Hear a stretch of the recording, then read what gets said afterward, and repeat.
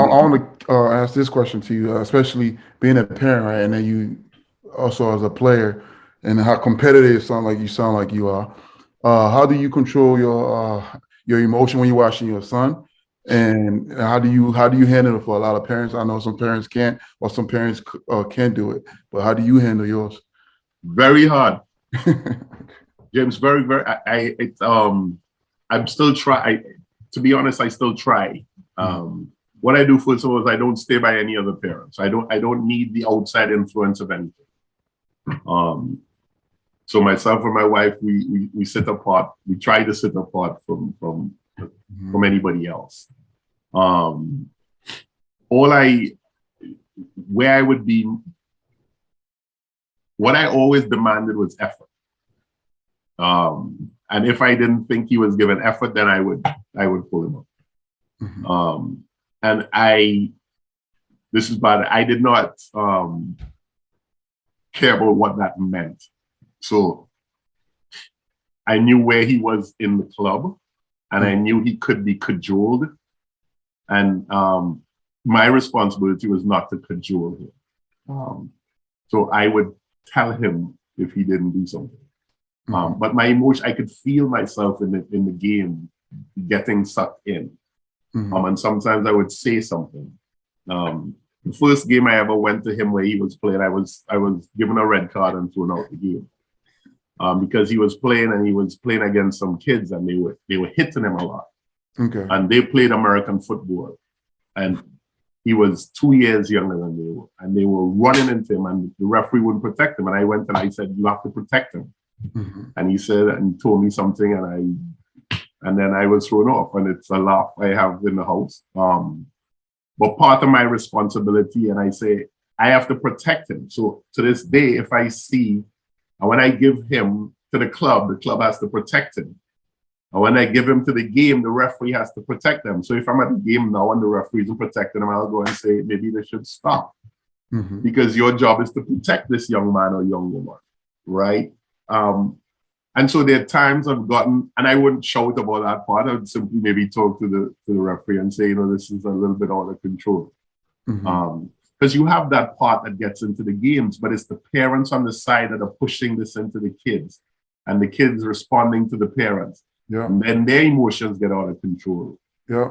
And then you end up in a and then the referee is also being talked to a certain way. So he's human or she's human too. So they're trying to get their even pieces. So James, I've had to be fair, it's taken me a while. I've been now doing this for maybe 9 years, 10 years. We go to almost all his games. Yeah. And my daughter's games. And it's taken a while. I've had to practice. I say I shouldn't talk about the game coming home, but I've never made it to open the door without starting to talk about the game. So I'm not good at it. I'm a work in progress. The good part now, he's older, so he can talk. We can have a dialogue about the game. I still tell him he doesn't know enough to be able to tell me anything. But it's very, very hard, James. It's a hard thing. But you have to do it. What he learned over the last 2 years. If I say something, he does. Because we had a signal in the game. I would make a noise, and he knew the noise, so he would look at me, and then I would give him some hand signal. Yeah. But a year ago, I made the noise, and he did like this. But then, I'm from the islands. You don't do your dad like that, so that's an interdisciplinary lesson in the middle of the field. So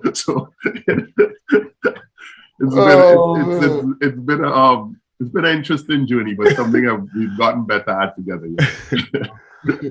Oh man! So okay, what are those car rides like back?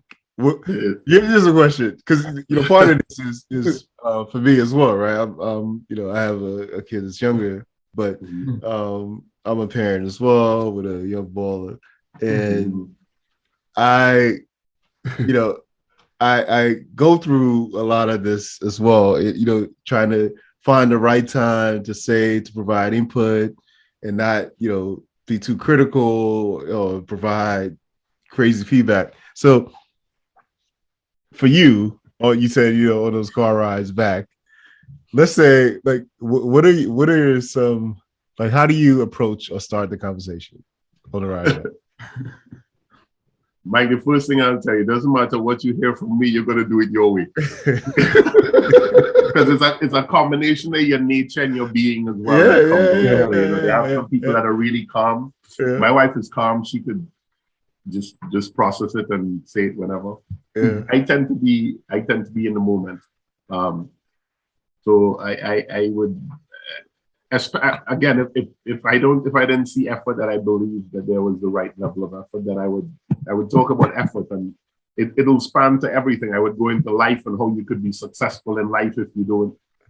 And I would span to friendships and everything you have to give an effort into if you want to maintain. So it'll start over here with this, and it could end up. So part of it I realized was for me. But in there, I was hoping there'd be lessons, and I've seen that, like you don't know it while you're going through it, but you'll hear something after, and you'll hear him say something or do something after, and you're like, something got through.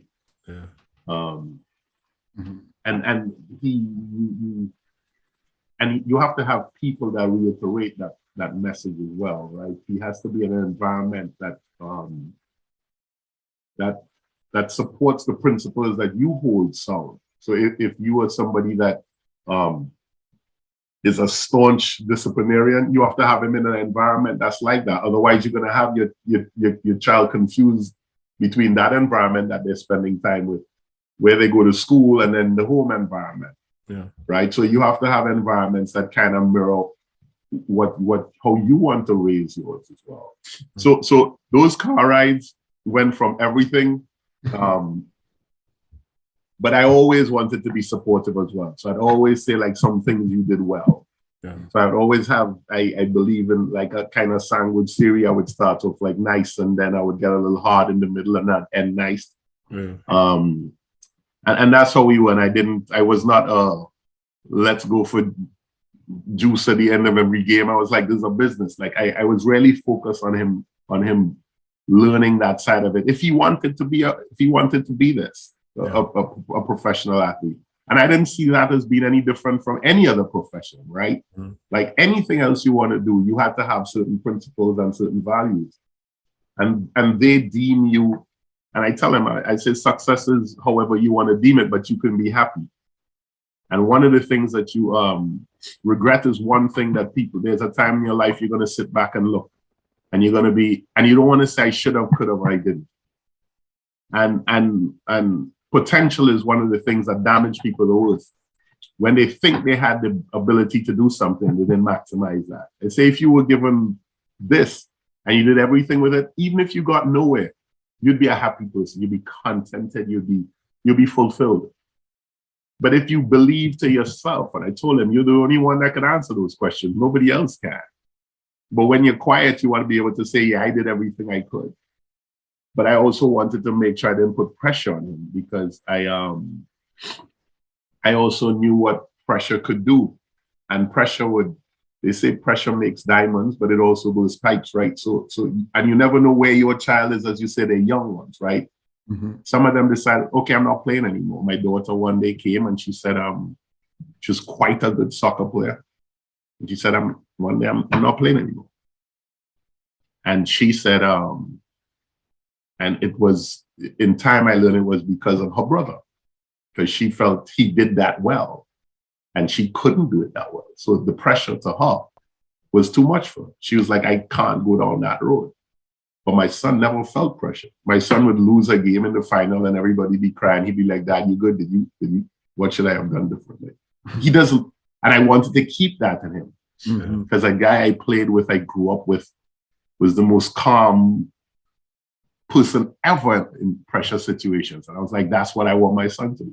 I want him to try to dink the goalkeeper in the European final when he's on the underdog team and he has the penalty to win the game and he feels confident enough to dink the keeper. And and that's what I wanted him to grow up with that type of attitude, because I knew the pressure that the game could bring. So the car rides was something else, Mike. You're gonna have a lot of fun on those. You know, Trust me. You might start to sweat like you were playing, but you're in for a great ride. Yeah. What would you say has been the most challenging, part of a parent of, I guess two athletes, right? Both your son and your daughter. It's been the most challenging. Yeah. Letting them develop, letting them be whoever they could be. And we've never tried to live through them. We communicate with them like I tell my parents, my kids, thanks for choosing me. I was like, we were the vessels that brought you here. And so we try to live. So the challenging part is being humble enough to know that you are part of their journey, whatever that journey is, and you try to pour your lessons in. Mm-hmm. You try to challenging thing is trying to make my son see where I know I could have done something different, and if you continue down that road, you will end up like here. So it's very challenging trying to allow them to be themselves. Fail or avoid things that you could see coming, but you know that they may have to hit that in order for them to. Part of their journey is to get over that hump. So you have to let that hump happen. Let them hit that. Trying to balance their personalities. So I think that's been the challenging thing for me, James. Making sure that they're allowed to grow. They don't take the outside talk about how good or bad they are to heart too much.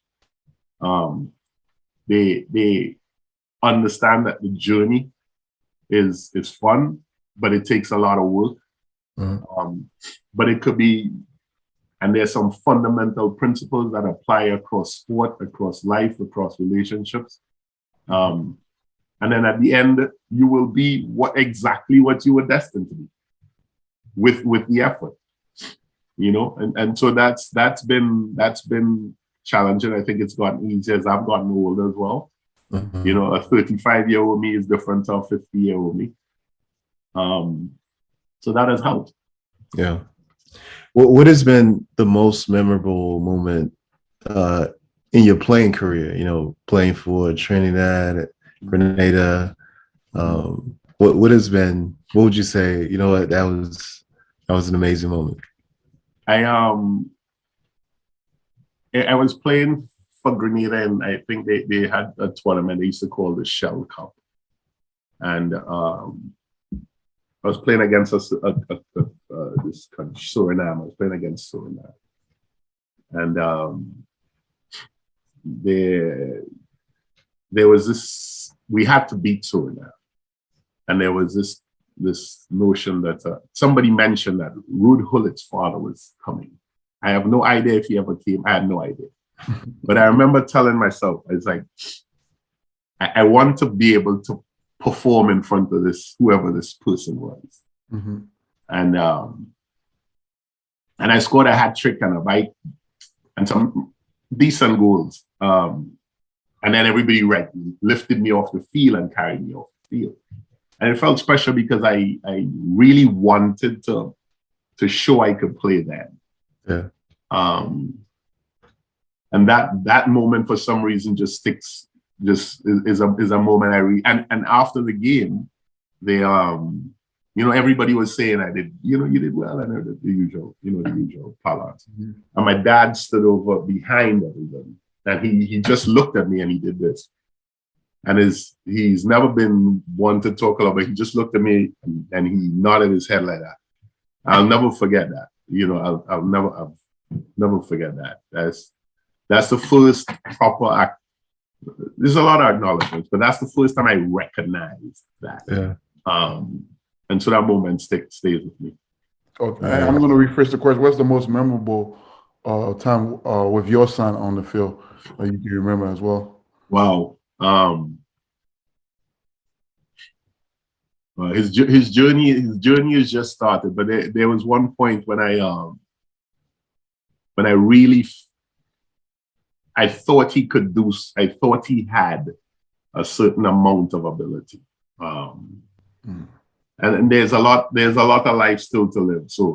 But he had hit this shot, and he strikes the ball very well. So he hit this shot, and it hit off the crossbar, and it ricocheted up into the air, and it was coming back to him, and he turned around and he hit a bicycle, and he was 7 or something. And he hit a bicycle, whap, and he scored this bike. And I've seen him, and I remember I used to try to film him, but after all the filming, I'm like this, right? So, and I remember that day I dropped the camera, and the coach came to me, Philip Jow, and he said, "Did you catch that? Did you catch that?" I said, "I didn't catch it." And I remember thinking to myself, on that day, one, he had a certain amount of ability, and two, I was missing seeing him because I was trying to capture him. And that day I put down the camera, and I just watched. So I have a lot of memories, and I don't have anything filmed. So it's amazing when I see parents have eons of film. I have film from if they have film. So that was the time, James. I thought he had something, because I had never seen somebody around at that age do that. Me personally, I don't know. I'm sure people have their own thing, but I had never seen that. And that has stuck with me as a moment for me where I was like, I owe him to see how far he could go. I owe it to him. Yeah. Yes. I mean, it's been a pleasure talking to you, getting some insights about your journey as a baller yourself. Well, start out, your dad's a baller. Yep.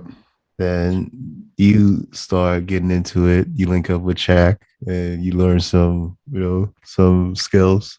And then you start balling, and then now, so it's 3 generations.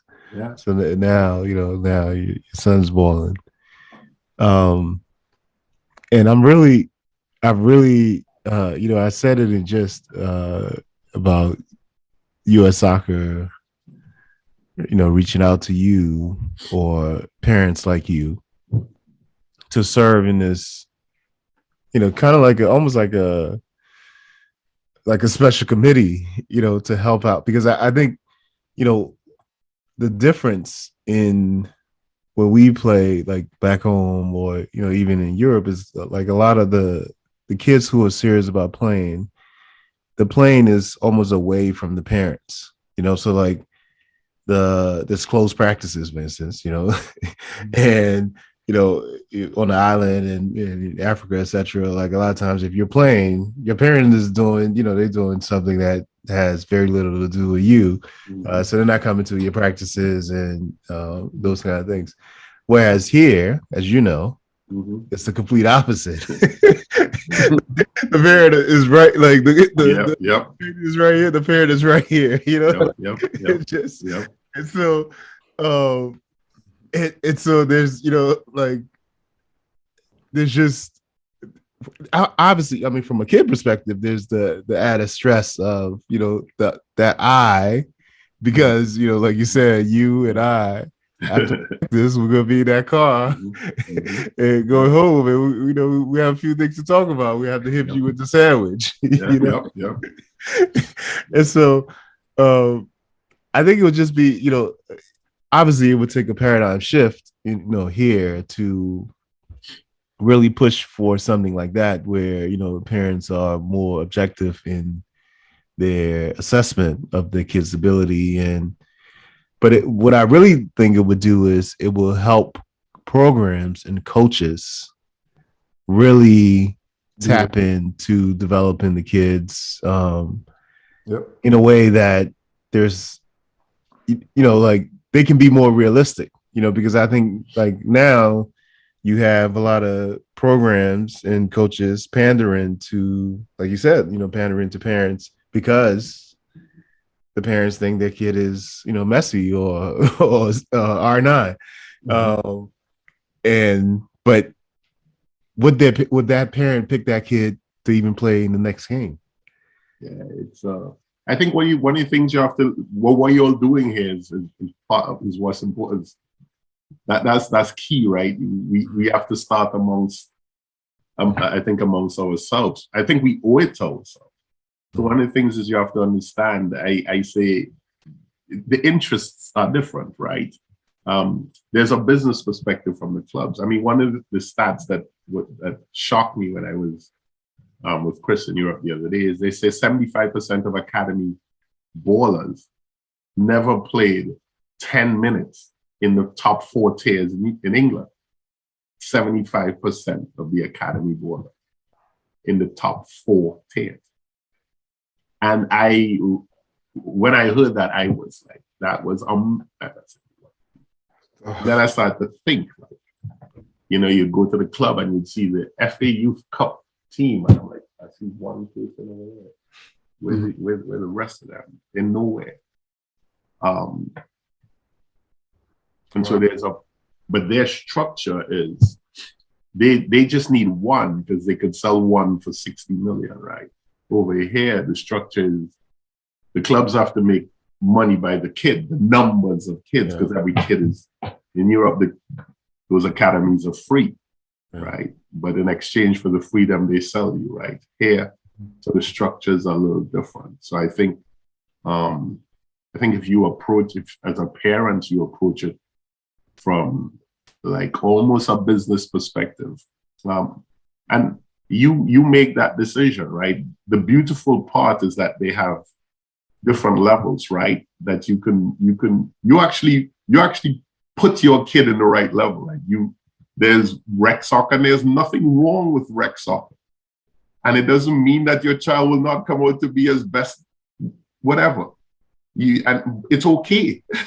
But I think one of the things we do here is we're caught up by the name, and I put he's over here. I mean, I was so amazed at how many people wanted to play with Kristian, and part of my break for him was like, you're not that. Like, I don't want you attached to anybody you're playing with. You're gonna leave everybody you're playing with. Like this, Mike, who you're with this year, you're good with Mike, but you're gonna leave Mike. And so a parent who's like, I want to be with this one, but I understood what it is. If he wins, then their team somehow they get some associate, and they may get something, right? And I'm not chastising anybody in their judgment or any decisions they make. I think it's just you have that, and that may be the path that they want. So you have that reality perspective, right? Mm-hmm. I think the clubs are always, unless it's a really grassroots club that's supported by paying dues, maybe that club could afford to be. But very few parents want to hear that. So you have this balance between trying to stay in operation and trying to manage that expectation. I think the fine line should be the club talks only about development, what you need. And then the parent makes that assessment of hierarchy where they think he can be or she can be. And they the two meet, and then you have the car rides home. And I think if you give lessons, regardless of the sport, you try life lessons with your young person that has been entrusted to your care, and you apply life lessons, then they work. Soccer is a great life sport. It's great.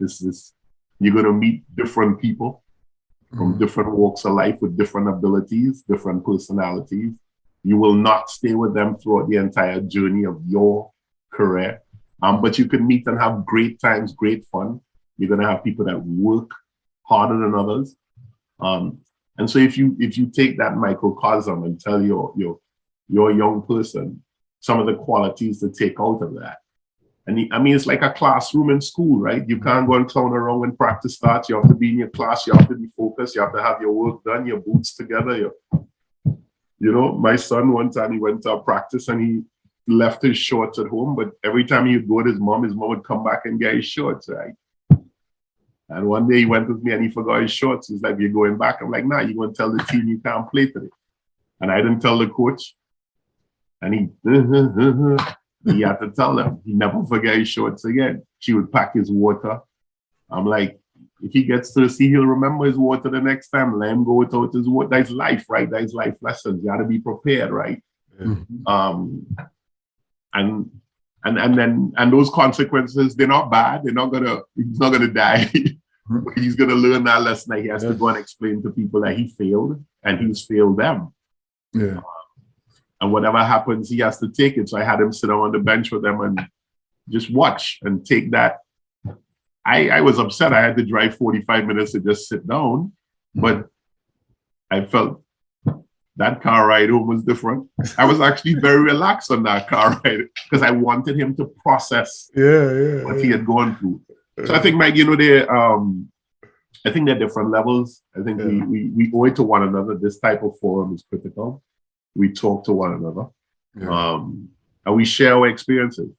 Yeah, and it could only get better. The US is an incredible place right now for young soccer players. Yes. The ability they have now is nothing out. It's off the chain. This US team, this US culture now is so different from 10 years ago. I mean, when you see these young brothers playing this game now, and talented brothers. I mean, when you look at in the Champions League, you're having 7 American players in the quarterfinals of the Champions League. I mean, when did that ever happen? You know, and young 20-something-year-old boys, 20. Pulisic is old. And he's what, 21, 22 or something? I don't know. You know, they have so the opportunity is here. The opportunity is here. It's now, right? And so we owe it to be able to showcase our kids, give them a forum like you're doing here, to promote the ones that can go, right? Then give guidance to the ones that are trying to figure it out. You know, speak to them frankly.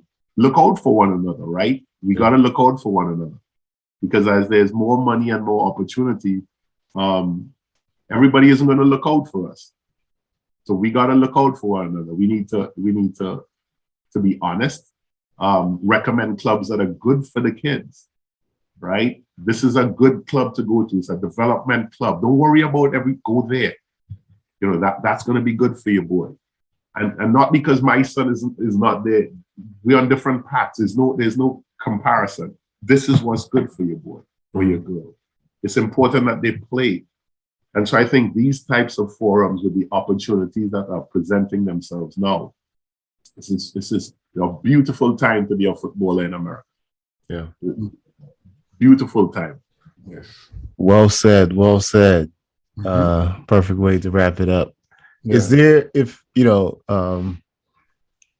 folks, parents in particular, I think, if parents want to get in touch with you to kind of get some of these hard life lessons that that you instilled, do you prefer they reach out to you directly, or would you want them to reach out to us, me, and then I can get in touch with you? The choice is yours. You put me on the spot there. I have no problems with people communicating with me. It's the questions you ask, you're going to get the answers that I believe. It's I think we owe ourselves that level of accountability.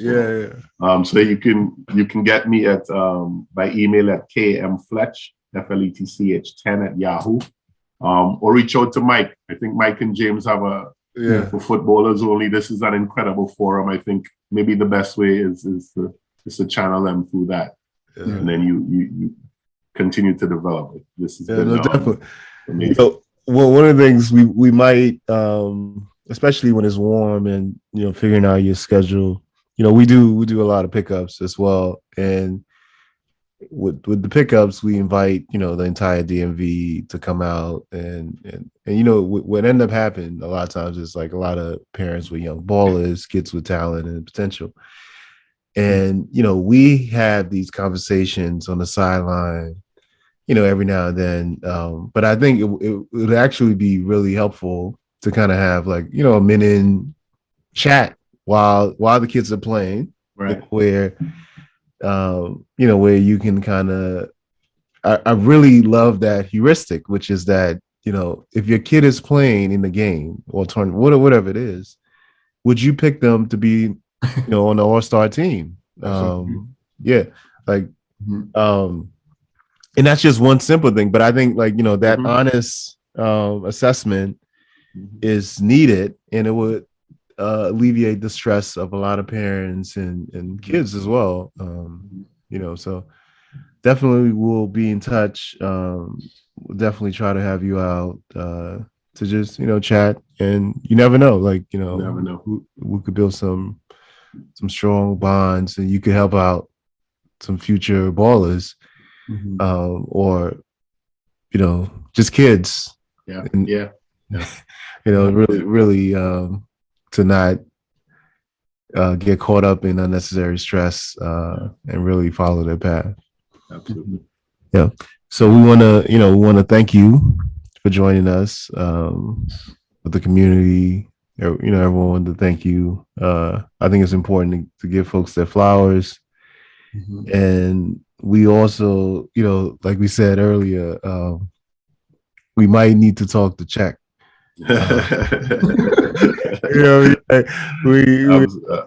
Absolutely. Yeah, because definitely, with this drop, you're gonna send it to him. He's gonna get famous, man. Yeah. And I'm sure he's gonna get excited. He's gonna be like, "Oh man, like from back in the day, he remembered." Because the thing is, like, a lot of times we don't realize, like, even a lot of especially with coaching, or you don't realize that people even remember. Of course, who you've touched, right? Yeah. Like so true. Yeah. So, but when it's verbalized and recorded somewhere, you're like, wow, like, they actually remember. You did something, right? Yeah. Absolutely. Yeah. So definitely, we'll definitely try to get Czech on. That should be fun. Yeah, absolutely. I love talking to OGs.